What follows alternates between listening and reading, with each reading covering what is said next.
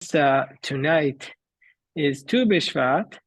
I thought we'd talk about what's Tu B'Shvat. Tu B'Shvat is the Rosh Hashanah of the trees. I thought we would talk about the tree, the appearance of the tree in this week's Torah portion.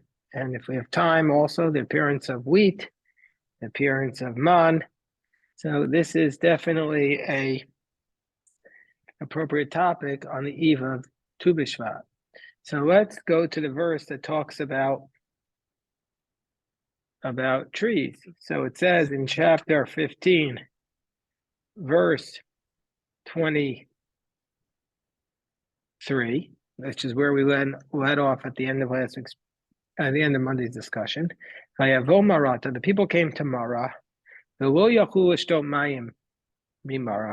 were unable to drink water from this place called Mara. The water was bitter.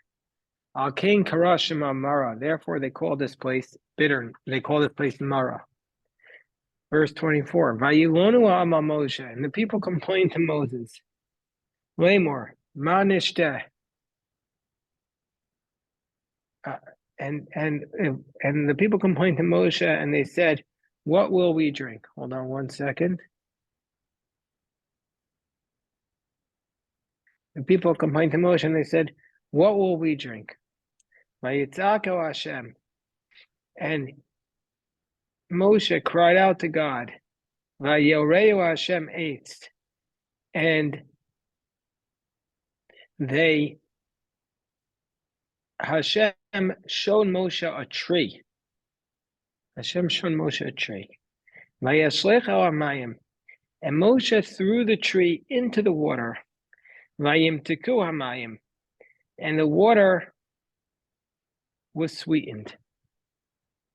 This is just a very powerful pasuk. The water was bitter. Moshe cried out to God. God showed him a tree. He threw the tree into the water, and the water became sweet. Sham samlo chok mishpat. There, God gave him laws and justice. V'sham nisahu, and there he was tested. So, let me just pause for 1 second. Of all the miracles to demonstrate, why did it have to be done in this manner? Why did it have to be done that the water was bitter and Hashem said, throw a tree in and make it sweet? Why did Hashem just give Bnei Israel a sweet water to begin with? What's the reason why there needed to be a tree? And what's the relationship between the tree being thrown in the first part of the verse and the second part of the verse, which states, and after the water was sweetened, there he gave him laws and justice, and there he tested him. So let's break down this verse, because I think there's so much going on in this portion that we very quickly run through it. But this verse itself cries out for a deeper understanding. What's the relationship between throwing the tree into the water, and God giving laws and justice to the Jewish people? So, as Rashi would say, Mikraza Darshani. This verse cries out to be expounded. So first, let's look at what Rashi says. Rashi actually doesn't talk about the throwing the tree into the water, so we'll have to see what other explanations for that are. But Rashi talks about the other parts of the verse, the last part. There he gave him laws and justice, and there he tested him. And of course, we're reading this Rashi, we're reading this verse knowing the end of the story. What's the end of the story? Where the next time Moshe needs water, Moshe takes a stick and hits a stone. And here,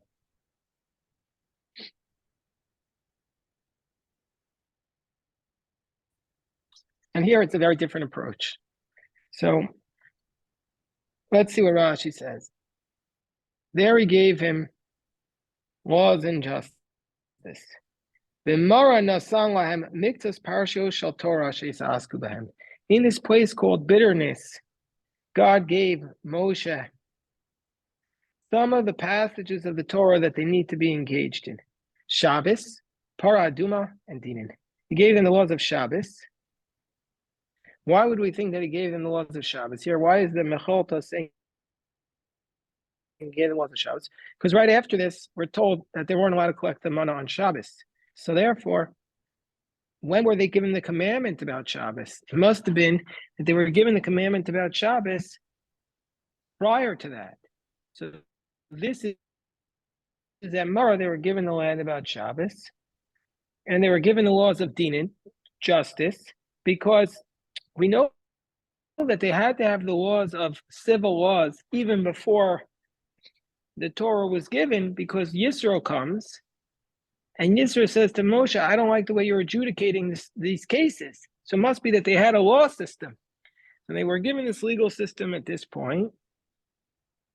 And then there's the third element, the paraduma, the red heifer, which is the idea that if a person is ritually impure, you purify them by taking the ashes of the red heifer, mixing it with spring water, and sprinkling it over the person. So what's the idea here? He says Moshe made the water sweet by throwing a tree into the water.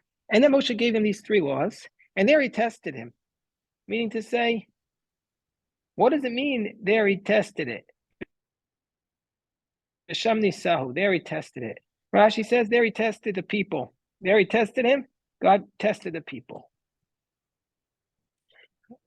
I'm still struggling to make sense. So there's a lot of commentaries on it, but let me just share with you my initial mahalach, my initial approach, and then we can see how these commentaries, I think, are all saying very similar things. But before we give you my approach, I want to first give you the next verse. And then after I give you the next verse, you'll see the 2 approaches, how it really makes perfect sense. It's just so obvious. The text, sometimes you have to do drash, but here the drash is the pshat. Here the drash is the pshat. So let me just pause because I see Bruce already. Just before I give you my basic explanation of this verse, I want to read the next verse. And Moshe said, if you listen to the voice of Hashem your God, you do what's right in his eyes, and you listen to his commandments, you guard all his ways, then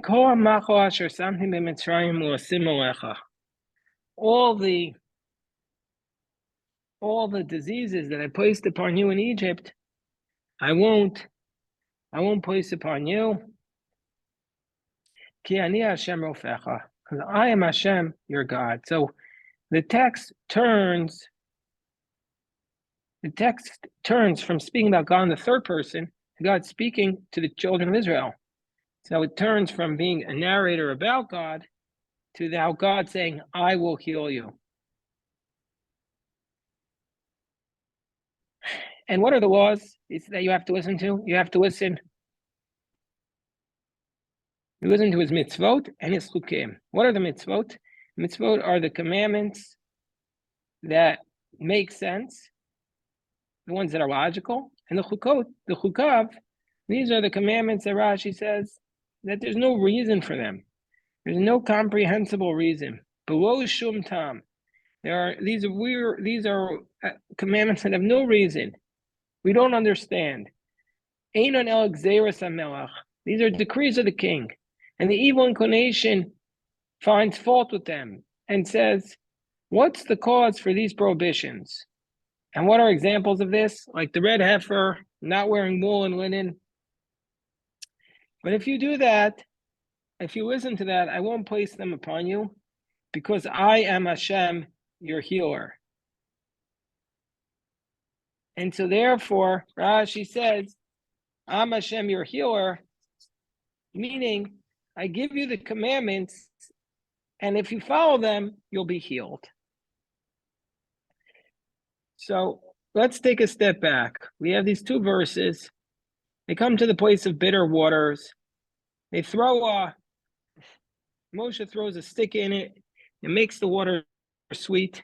And then God says, if you follow my commandments, I'll be your healer. To me, the drash here is so clearly the pshat. And we'll look at some of these commandments, but what does it mean? It means you come to a place of bitterness in life. Water represents life. You come to the bitter waters. You can't live without water. Water represents Torah, but it also represents life. What do you do when you come to a place of bitterness in life? What do you do when you come to a place of bitterness in life? You read the Torah and you do mitzvah. It's true. Before we get exactly right, Jeffrey, exactly. But what's the first thing we do? We take the tree, and we put the tree, Vayoreu Hashem Eitz. The word Vayoreu is the same word as Torah. It's to teach. God taught him about the tree. God showed him the tree. When we have bitterness in life, there are other traditions, but our tradition, the Jewish people, our tried and true tradition of being able to deal with bitterness in life is by holding on to a tree, by holding on to the tree of the Torah. Hashem taught Moshe about the Torah. And when Moshe takes the Torah and throws it into the life, throws it to the water, all of a sudden, the life becomes sweet. When we have the Torah, the bitterness that otherwise could envelop our life will become sweet. But it's not enough to just have Torah study. Torah study is intoxicating. It's fulfilling. It's enriching. It's inspirational. But it's not enough to just study the Torah. That's too loose. We also need, in this place, in order to make the bitter waters of life sweet, we need to have the rules of the Torah. We need to have the chok u'mishpat, the laws and the justice. That's what's necessary. Now we need to take the Torah and live our life by the rigidity, by the rules of the Torah. Somebody might say, oh, there's too many rules. No, the rules are not for Hashem. The rules are for us to live this life of the Torah, to help us turn the waters from being bitter to sweet. That's what is the meaning behind every single rule in the Torah, is to help us turn the bitter waters to sweet waters. And then if you do that, this is a promise from Hashem. Hashem promises us, if you study the Torah, if you live your life by the rules of the Torah, then I will be Hashem who heals you.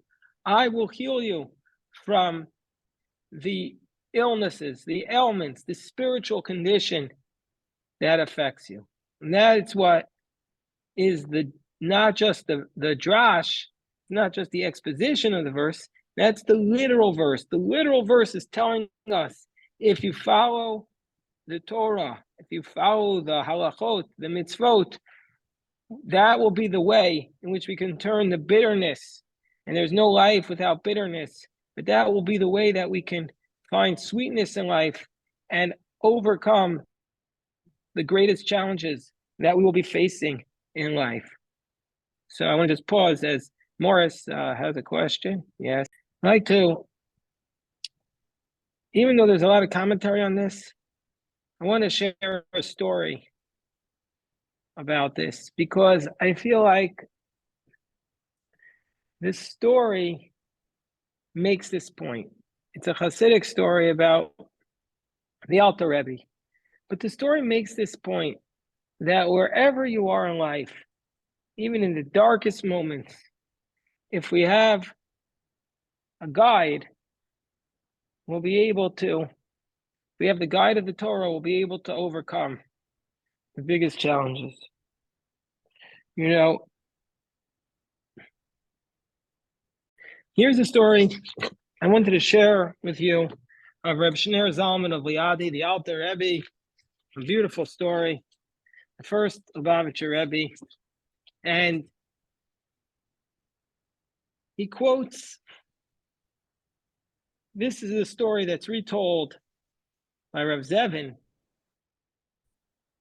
the great Reb Zevin, who was the editor of the Encyclopedia Talmudit, brilliant genius, Chabad Chassid. And as an introduction to the story, he quotes our verse and says, the waters were sweet, but listen to what he said. He said, mortal man heals bitterness with sweet things, unlike the Almighty who heals bitterness through bitterness. What does that even mean? Listen to the story. If a person is in pain, other people be like, okay, we'll cheer you up. We'll give you something sweet. We'll buy you an ice cream, take you out to dinner, do something sweet for you. A mortal man will try to heal another person's pain with sweetness. But Hashem heals the bitterness through bitterness. I have to come back to that, and I want to ask you what that means. Hashem heals the bitterness through bitterness. In the case of the Pasuk, Moshe threw a bitter tree into the waters and turned the water sweet. But the real question is, what's the deeper message there? What's the deeper message of healing bitterness through bitterness? So this is the story that Rav Zevin tells about the Alter Rebbe. The Alter Rebbe was imprisoned. That's one of the central moments of the founding of Hasidus, is the Alter Rebbe's imprisonment. Why was he imprisoned? Not because he did anything wrong, but because other Jews informed on him to the authorities and said he was sowing dissent.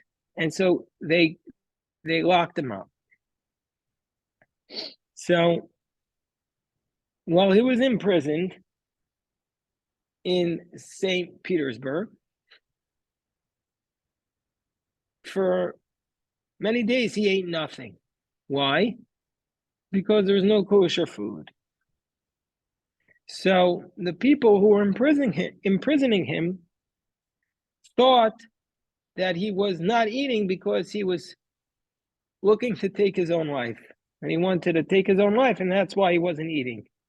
So they tried to force his mouth open, but he refused to open it. They tried to force feed him, and he was refusing to eat.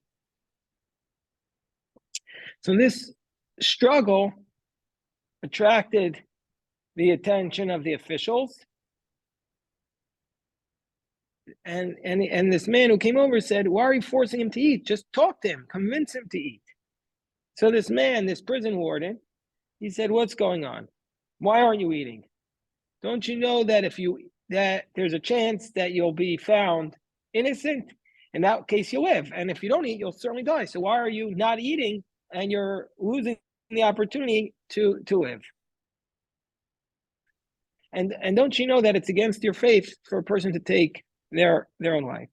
So the tzaddik, Reb Shneur Zalman, he says, I'm not eating, not because I'm trying to hurt myself, but because there's no kosher food here. And I'm not going to eat any food that's not kosher. I'm not going to eat any food that's not kosher. Even if it means I'm going to lose my life, I refuse to eat any food that's not kosher. So the warden said to the Rebbe, so if I got you kosher food,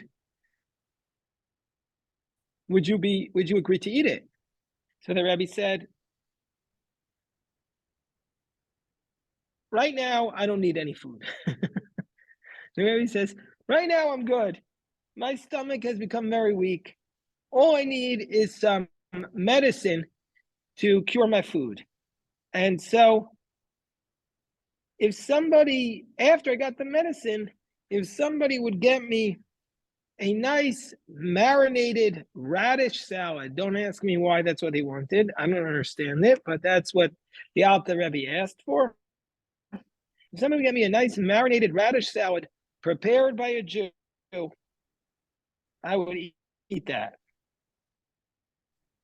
And he says the marinated radish is a symbol of sweetening of bitterness. I guess the radish is bitter, and you sweeten it with the honey and you make it marinated. So I could do with some marinated radish salad. Anybody here ever make a marinated radish salad? So radish is not one of the foods that I'm the biggest fan of, but the Rebbe ate it, we should eat it. And he said, if you give me a marinated radish salad, it sweetens the bitterness, I'll eat it. So, but it has to be prepared by a Jewish household. So the prison warden said, he sees his opening. So he says, well, if you would get such a salad, if I would get such a salad for you, would you trust me that I got it from a Jewish family? So Rav Shneur Zalman of Liadi said, if you get it from a Jew and you promised that if you personally got it and you promised that no other person touched it, then I'll eat it. That's what he said. Radish salad, and you have to promise that no other person touched it other than the Jew you took it from directly, then I'll eat it. Okay, so at this point, there was a very, well-to-do chassid called Rav Mordechai of Liepli. Rav Mordechai of Liepli. Now, this Rav Mordechai was very close with the government authorities in St. Petersburg, and he was there on business. So the officials, they sent a message to Rav Mordechai, and they said, we'd like you to send us at once a nice marinated radish salad, but it has to have been prepared by a Jew. Please get for us a Jewish prepared marinated radish salad. They didn't want Rav Shneur Zalman to die on their watch. So he said, get us that. Now, Rav Mordechai didn't know what was up. How could he have known? But he says, why would this official of the government want a radish salad prepared by a Jew? Doesn't make any sense. So he said, it must be, he thought in his mind, it's probably for the Rebbe. Maybe it's for the Rebbe. Nobody at this point knew what was going on with the Rebbe. They had arrested him. They put him in the prison. They had no ability to contact him. So he just felt, and maybe it's for the Rebbe. So he prepared the salad, and he put inside the salad a tiny little note. And on this note, which he signed, he wrote, I'd like to know who is eating my salad and where. That's what he says. He writes, Rav Mordechai writes, I want to know who's eating my salad and where. By the way, I always feel like Chabad is the greatest network of ways of passing information between governments. It started right here. Rav Mordechai knew how to pass this information on to his Rebbe. He says, I want to know who's eating my salad and where you are. So the official, the warden, kept his word, and he brought in the radish salad to the Alter Rebbe, and he said, I didn't touch it. It was sealed. And the Rebbe, when he's eating it, he found the note. And so when the food was finished, he asked the official to bring him some more food. Go back to wherever you got it from and bring some more food. And he left a little bit of food in the bottom of the salad, in the bottom of the salad bowl, and he explained, gave a pasuk for it. He said, I have to leave a little bit of the food there so that the blessings of the heaven will have something to rest on. So he left the food, and he left a little bit out there, And they brought the salad back to Rav Mordechai, and underneath that note, underneath that little bit of food, he had signed it, and he said, "I am the one who's eating the salad, and I'm in such and such a place." He said, "I'm the one eating it, and this is where I am." And then he said, "Would you please send the man at once to Vilna?" So, why did he want a man to be sent to Vilna? That's a different story. It's not for now, but this time also the prison official passed on the bowl untouched to Rav Mordechai, and this was the news that the Rebbe was still alive. So he sent him. They sent him back the bowl. That's the story that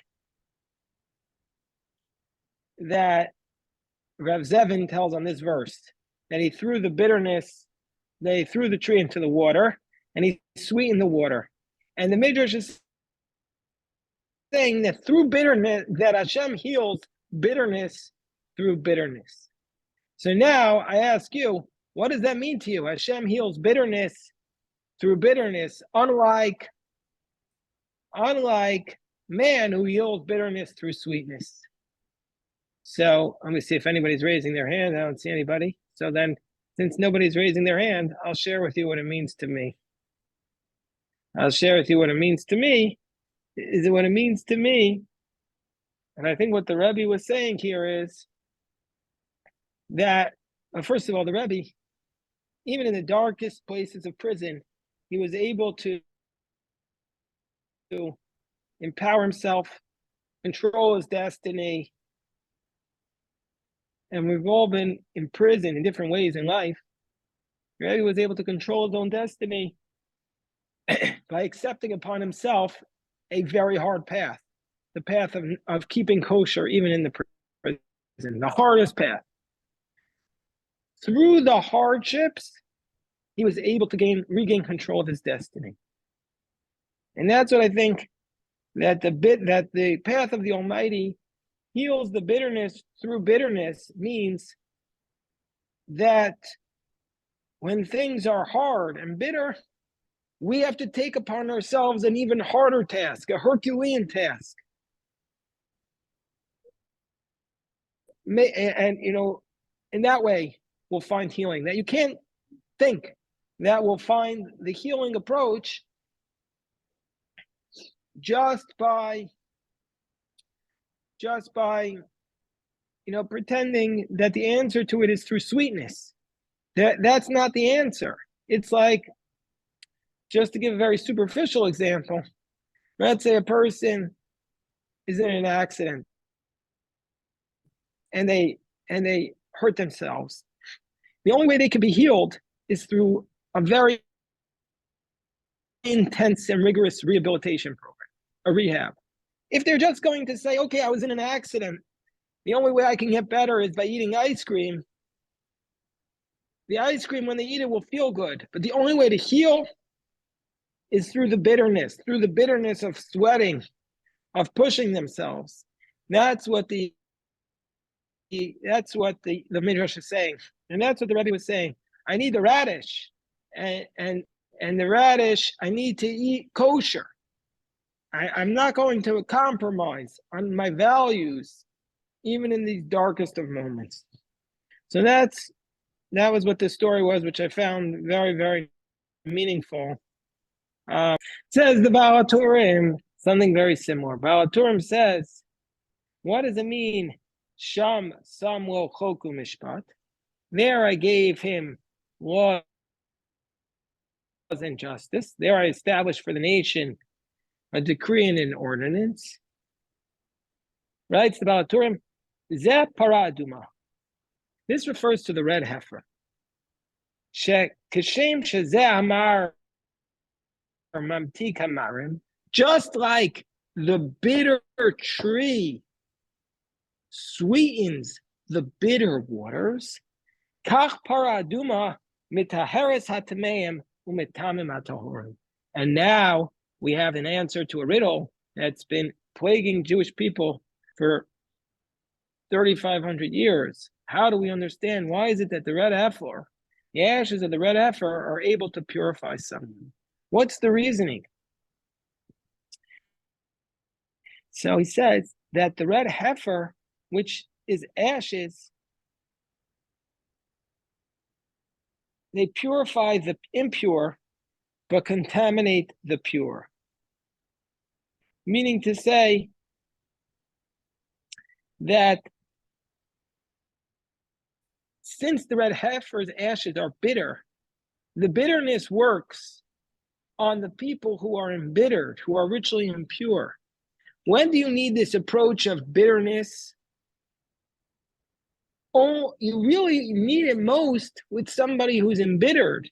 But the person who's sweetened, that person, if they get this extra rehabilitation program, that will not sweeten them, but that's unnecessary for them. That will make them in turn to be themselves impure or embittered. That's the power of this ceremony of the red heifer. Now we understand it. Why is it that the ashes of the red heifer make somebody who's ritually impure pure, whereas they make somebody who's pure impure? Because it's the medicine that's necessary for a person who's embittered. Then you have to go through this program, this rehabilitation program of bitterness. Whereas the person who's currently in a state of purity, that's the wrong medicine for them. And so therefore it will in turn contaminate them.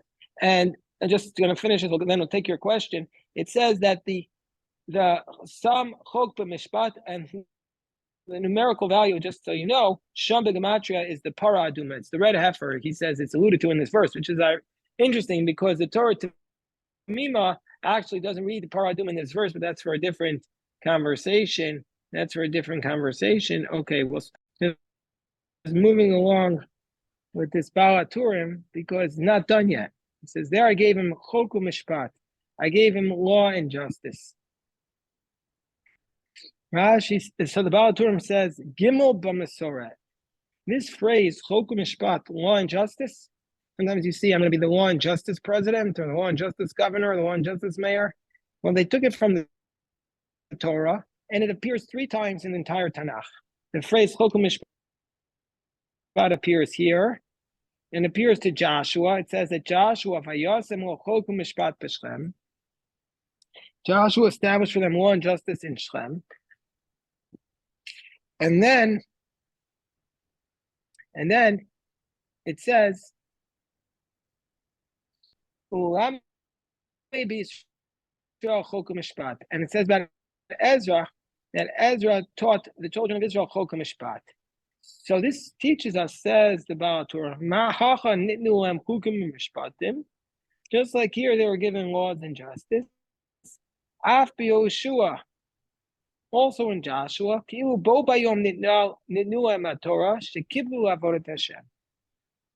that it's as though they got the Torah that very day. So this was a type, and Ezra taught them a new script of the Torah, and Joshua, when he brought them in, gave them the Torah. And even though they were going to stand at Sinai, this was like the day that they received the Torah. Even though they're at Mara, they're not yet at Sinai. Why? Because this is the core teaching of the Torah. This message that we studied today is the core teaching of the Torah. And what's the message? The message is that the Torah will be our strength. And not in the most bitter of times, and not just the sweet teachings of the Torah, not just the inspirational, uplifting teachings, but sometimes the hardest teachings of the Torah, the teachings that force us to take a rehabilitation program, to take a look at our life, and to maybe live it in a way that's more in tune with some of the harder teachings of the Torah that we have to do, that push ourselves, and that's how we can sometimes heal the bitterness with bitterness. That's the teaching of the Torah. And if that is the case, then if we fulfill the whole of the Torah, the entirety of the Torah, that's what it means, Ani Hashem Rofecha, The Torah will be our medicine. The Torah will be our healer. Hashem will heal us all. And that's what I believe. That I believe this with all my heart, that we will never come close to understanding the ways of Hashem. We'll never be able to. And we can try and discuss it, but we'll never get to it. But if we hang on to the Torah, we'll be able to live a life of sweetness, a life of meaning, and a life with purpose, and it'll give us the strength. It'll give us the strength to meet the challenges. And the way we do that is through Torah study, and also with Chok Mishpat, through throwing the Torah into the water and having Torah study, and the Chok Mishpat, and accepting upon ourselves the ways of Hashem. And that's my teaching for today. I wanted